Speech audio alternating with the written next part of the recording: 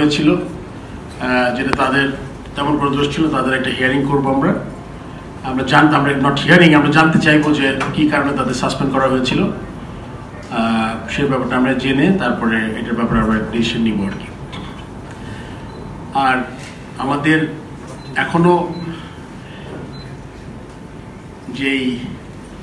এটা এখনো তৈরি রেডি করতে পারিনি আমাদের। আপনি জানেন যে আমাদের বেশ কিছু ডিরেক্টর উপস্থিত থাকতে পারে না, আর যারা আছে তাদের ওভারবার্ডেন হয়েছি, তো আমরা এখনো বন্টন করতে পারিনি।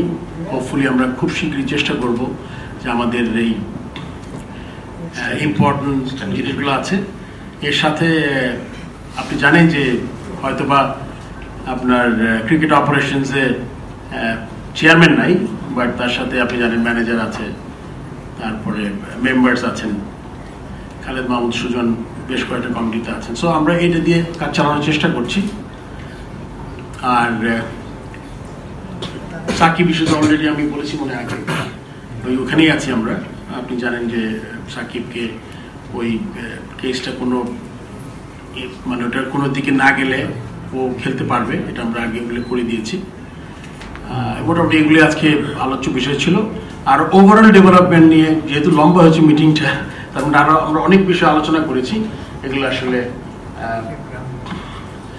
গ্রাউন্ড এর মধ্যে একটা ইম্পর্টেন্ট ছিল গ্রাউন্ড পারচেস করার ব্যাপারে। সো আমরা এটাতে একটা কমিটি করে ওইটা আমরা আগে 2-3টা জায়গা দেখা হয়েছিল, এখন আমরা ওই জায়গাগুলো দেখব।